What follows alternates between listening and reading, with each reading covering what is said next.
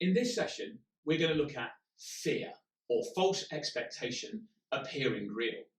We're going to use our sort of company strapline of intelligence, not information, as a way of dealing with that. Now, whether we're dealing with the anxiety that comes from fear personally, or whether as a leader we're trying to create more productivity and reassure our team members, the tactics we're going to use are equally valid.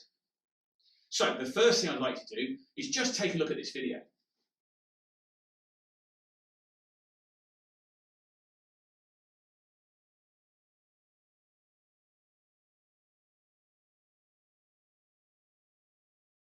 What you're seeing there is Paul, one of our co-directors, and I summiting the Matterhorn in Switzerland. For sure, unless you're into mountaineering, it's a pretty challenging and quite a scary experience.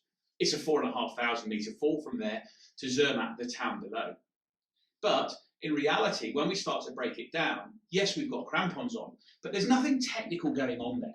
We're not hanging onto ice axes, we're not climbing on ropes and gear. So what I'm trying to say is that the first impression of that video clip is, wow, that looks technical and scary. But actually, when we start to break it down, what we start to realise is that it's not quite as scary as we thought. So in other words, fear stems from false expectation appearing real.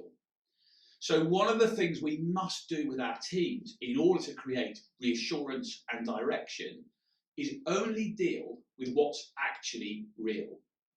It's very easy in a high pressure situation to start to focus on what could happen, what might happen, what should happen. And none of those things have happened yet. And that's the key point.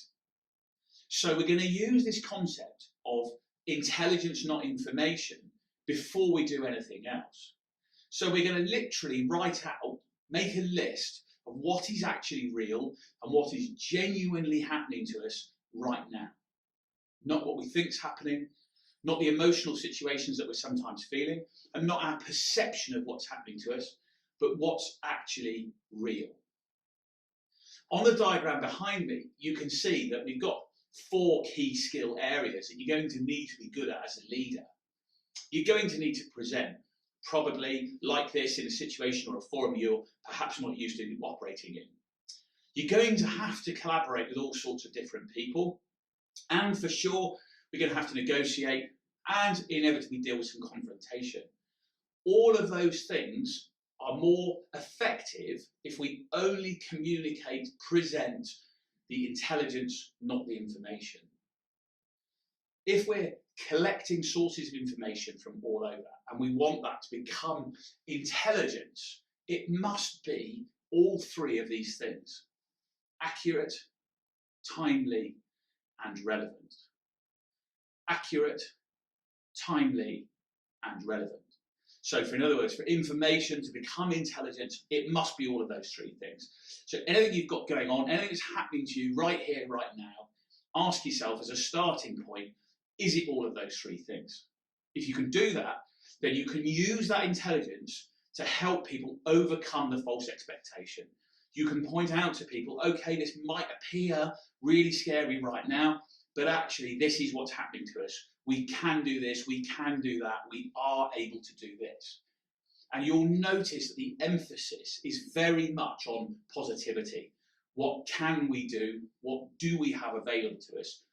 Rather than the negative spirals of focusing on what we don't have. If we allow this false expectation to run away with us or our teams, we set up a spiral of catastrophic thinking, and that's not what we're trying to achieve.